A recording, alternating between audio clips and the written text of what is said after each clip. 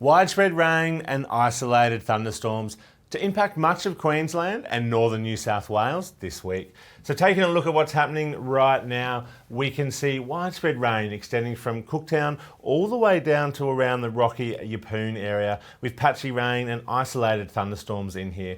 Some storms this morning dropped small hail around the Townsville area. Now we expect this to really increase as we move through the afternoon and evening hours, and more so on Monday and Tuesday.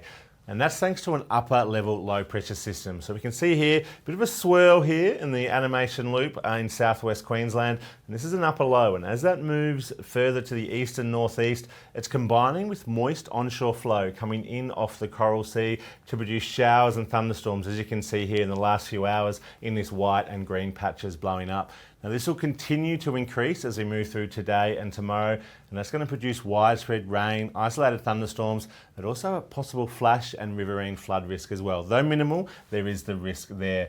So far, rainfall wise, generally in that 5 to 20 millimetre mark, a couple of falls approaching the 50 millimetre mark up around the North Tropical Coast, and that's going to be common as we move through the coming days. So looking for the rest of today, you can see widespread rain developing across much of eastern Queensland, with coastal showers continuing further south in the southeast and northeast New South Wales.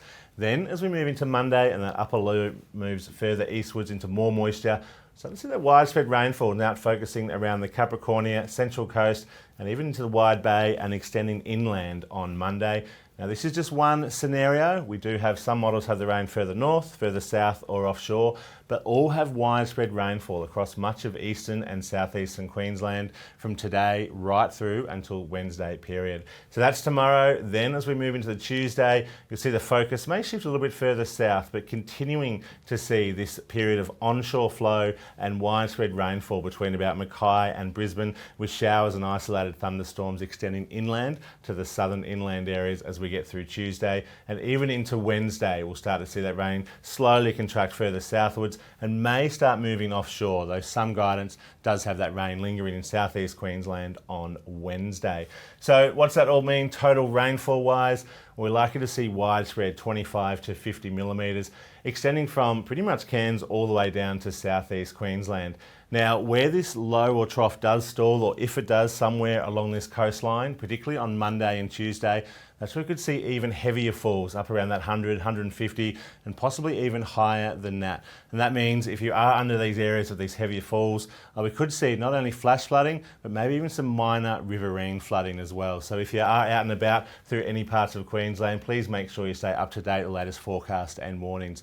Luckily, August is our dry time of year, and many of our soils and catchments are dry in this part of the world, so we're not expecting a major flood scenario at this stage. But with anticipated forecast rainfall, we do see some flood watches current through parts of northeast New South Wales and into southeast Queensland, and we could even see maybe some flood watches issued further north along the Wide Bay and Capricornia coast, depending on exactly where that heaviest rain does fall in the coming days. And finally, lastly, we're going to have also an increasing wave and swell threat through eastern parts of Queensland, where we could see season swell approaching that 3 to 5 metre mark, and that could cause some issues for our coastal communities and some pretty big swell on the east coast. So with all this weather coming across much of Queensland and northeast New South Wales in the coming days, make sure you continue to stay updated with the latest forecast and any warnings issued in the coming days via our website, app and social media.